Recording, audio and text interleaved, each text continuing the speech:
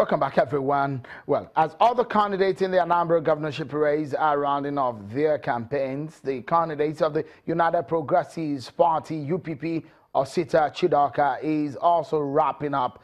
Mr. Chidaka believes he's had a robust campaign and confident of his support base.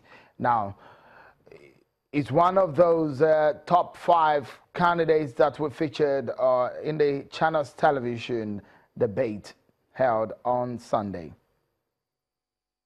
Now let's get a feel of what is happening in another camp. The director of publicity of the PDP candidate Oselaka Obazi, Mr. Okey Aroh, joins me now from Okey, the Anambra state capital. Many thanks for joining us tonight on the program.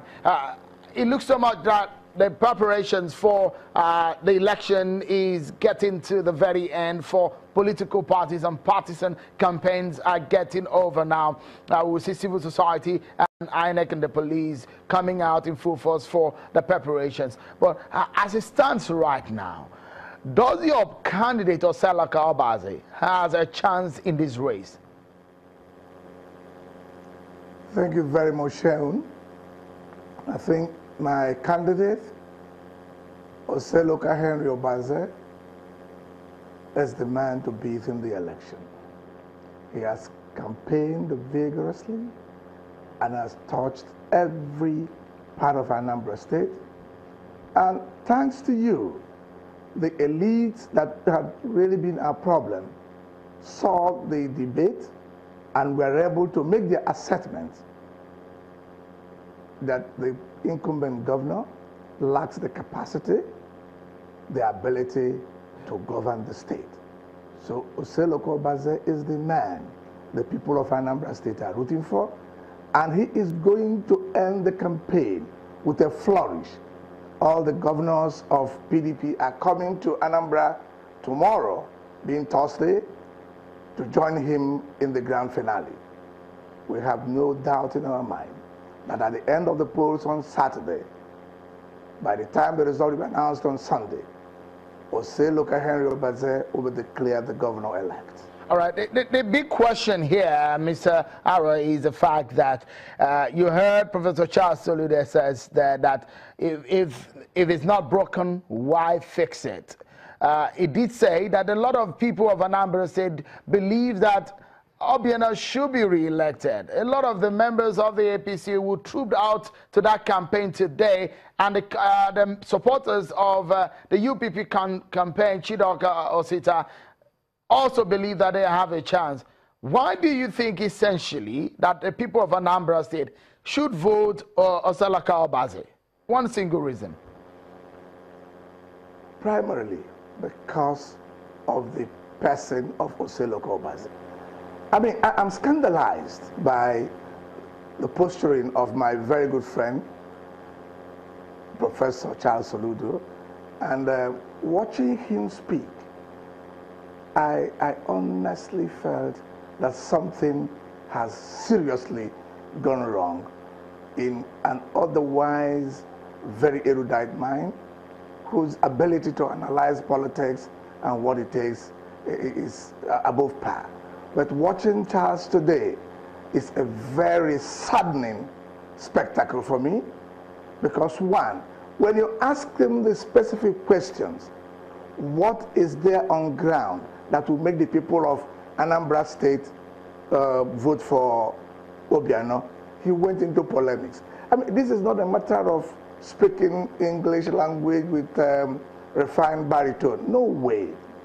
The truth of the matter is, like we said, second-term election is a very easy business for somebody who has performed. If Charles told us that 101 roads were left for Obiano to complete, I would have felt very good if he had told us one of those roads that were completed. He spoke, I mean, I cannot believe that my brother, Professor Ludo, will be speaking ex cathedra in a matter as serious as this. Because all of us knew, including himself, that Obiano did not complete one road. The one glaring before all of us was Umunya to Amobia, on the Federal Expressway, which Obiano traverses every day. He couldn't even do that. But the question I've asked you, Mr. Aroh, is, if I'm a button, the question I've asked you is the reason why you think that the people of Anambra State and the voters will vote Mr. Oselaka Obaze. You've not told us that. We need to do. He has said it clearly that when he takes over government in March of next year, that 26% of the budget of the state will be dedicated to education, out of which 10% will be given to the missionary schools, and then the other percentage will be applied to the infrastructure development in the educational sector. The greatest thing we have in Anambra State is human capital. If the human capital of Anambra State is developed, the people of Anambra State will go home and rest. Road infrastructure and the rest of them is all taken for granted. All right. If you said that, it brings me to this question, a very big one in the minds of a lot of people who are politically aware in Anambra State. It does look to some of them that this seems to be like a political vendetta for Mr. Peter Obi, who is a very good friend of Mr. Oselaka Obaze, who perhaps will want Mr. Obiano out of office because of perhaps the differences politically. Why should there be a vendetta? Yes. Why should there be a vendetta? When Peter, against the machinery of APGA that brought Obiano into reckoning, that made him the candidate of APGA, Peter bent backwards over to support Obiano and make him governor.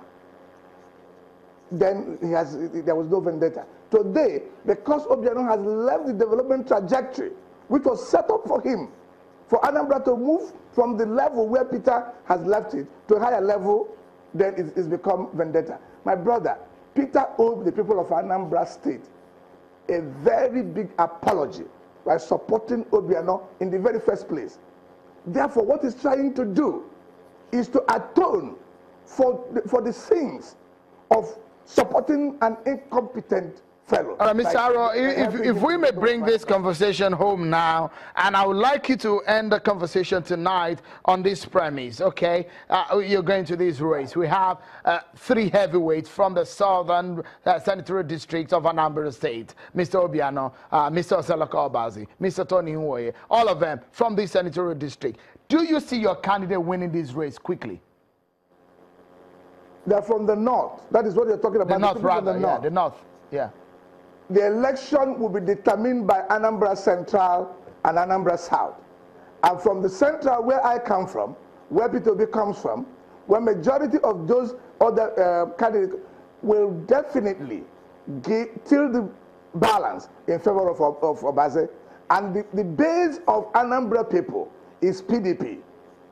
Despite not being in the State House in Anambra, we still have 8 of the members of the House of Representatives. All right. Therefore, the electoral base of Anambra State rests on PDP. All right. And we are going to energize it, and it's been energized, and we're going to take over power come November 18th.